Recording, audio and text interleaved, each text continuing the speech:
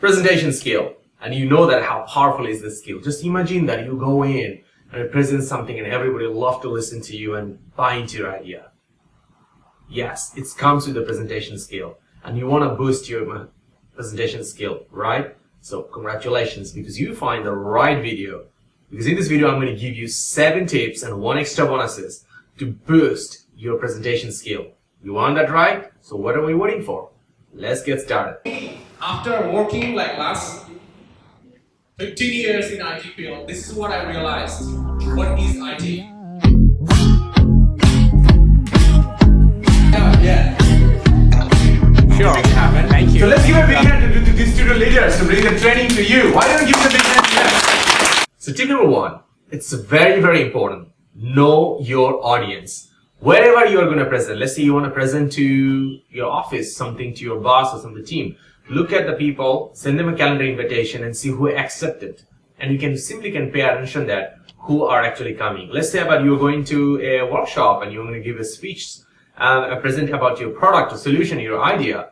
Ask the organizer who are really coming. They probably will not share you all the email addresses, but you can ask about the seniority level, how many senior manager, how many manager, or how many director level people coming. And then you can rightly understand who are your audience and you can build your presentation to align to their communication and understandability skill. Like an example, you're presenting something to university students. Your communication, your presentation have to be suitable for them. And when you're presenting to, let's say, a group of manager, your communication need to be another and your business acumen need to be different. And so when you're presenting something like a CEO or a director level, you got to be much more savvy in your conversation. And they are smart and they can understand you. So you got to show something which excites their brain. So this is something really important. So that was the tip number 1. You need to understand, know your audience. So I'm going to give you the tip number 2. You really need to understand the difference between what is presentation and what is selling. Because a lot of people are getting confused about selling and presenting. Selling is a completely different thing. Presenting is another way. We can use presentation as a tool in the sales pipe processes, but presentation is actually it's another tool, independent tool. And presentation is about communicating your idea to a group of people and let them understand what you're really talking about and why you're talking about. So that was the tip number 2. Really understand about presentation is not about only selling, but presentation is actually a particular tool to connect your brain to your audience so they can really understand what you're really talking about, what idea, what message you're trying to convey to them. Really focus on that one too. So that was tip number 2. Because a lot of people are making mistake. They think that presentation is selling, selling is presentation. It's absolutely wrong because that's the way they keep ruining actually both of it. So that was tip number 2, alright? So let's go to tip number 3. Set the objective of your presentation. Why you are there for presenting something. Very clear, because throughout your presentation, you always need to understand that why you're taking every minutes of your presentation for that. So you really need to have a clear purpose of your presentation and you want to do that. Like an example, you want to brand something, your company. So it should be all aligned to that one. Your talks, your body language, your slide have to be aligned for that one. Let's say you want to give something skill to a young student group. So you always have to be particularly being around that purpose. Because if you're going around and go far from that, from your purposes, and if you fluctuate like that, that will misguide your presentations to your audience. They're not going to get your message. So that's a big mistake. So you got to always stick to your why and the purpose of your presentation. So that was the tip number 3.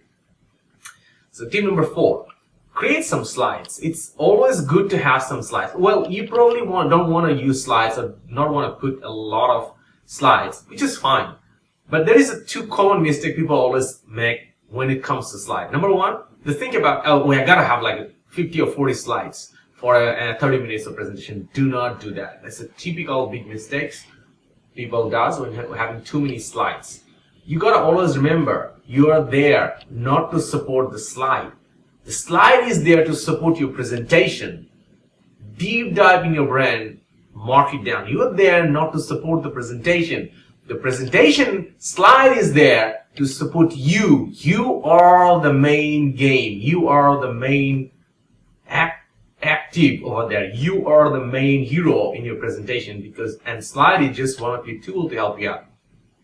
So another common mistake people does, people put tons of text in the presentation slides, and people like, rather than looking at them, they start to look at the slides, and that is one of the big mistakes. You lose your focus from yourself to the slides.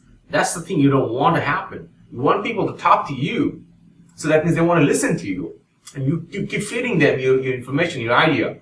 So that's very important that you really be focused about what you are there to convey your message, and slide is just your side's tool to make your message clear to them, help them to imagine easily in front of your idea through a slide, because in the slide you can visualize something to them as well too. So do not make a lot of slide, and remember, do not put a lot of text in the slide too. But you are the main person to perform this presentation. You are the hero of your presentation. Alright? So that was tip number 4.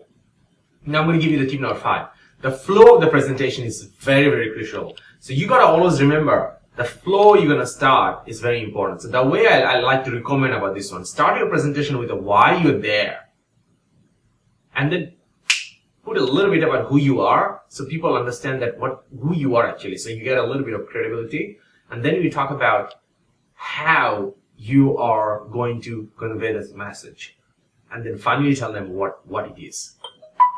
So it's going to look like an Apple product ad which is normally less like few minutes, right? But you have like a 30-minute long presentation. So you start with the why, a little bit of flavor of who you are, and then how you're going to give the message, and how you are there, and how you're going to solve the particular problem, and what are the solution of that particular problem you wanted to give it to them, for example. So that's one of the recommended flow I want to do. So segment your all slides. If you have 20 slides, segment them. 30%. Well, sometimes it's not possible. So at least go 40, 40, 20. Or 40, or 30, 50, 20. It's fine. So these are like my common blocks that when it comes to segmentation of these 3 parts in the slide. Do that. But do not make like 10, 80, and 10. That's terrible. So that's a typical mistake you're going to make. You're going to make people bored. And this is what leads to the next tips. Focus on your start. Because the way you're going to start the presentation, in next 3 minutes, you're going to give a clear message to everyone. What they're going to do your presentation, what you're talking about. If you come in and if you give a message that this presentation is going to be really boring, so they will immediately understand. Alright, it's time to look at my Facebook, look at some emails, everything has been checked, all good. Probably it's time to post something in the Twitter. You just lose your audience. So that's why it's very much important that when you come in and you really clear a very strong why, and you back it up, one of the great ways to start a presentation is about you tell a particular story. Once upon a time, right? But there's a lot of modern way of telling something once upon a time. Or you can start with your presentation with the shocking news. And then you can start to why. And then, so these are like a common, two very good tips I like to give with you to start a presentation. Like you give a shake and make them feel, oh, okay, I want to listen to this guy or girl. I mean, there's something going to be something new is going to this guy or girl going to talk about. And then you have that attention, and they're going to pay attention to you. So this is why it's so much important that you start your presentation with a really good note. All right. So that was my tip number 6. So now I'm going to give you the next tips.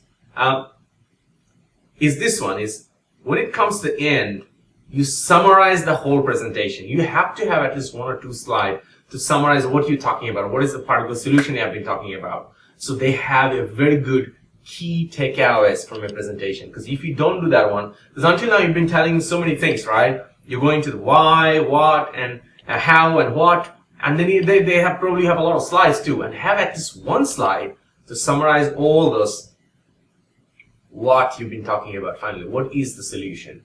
You summarize 1 slide and you just repeat that.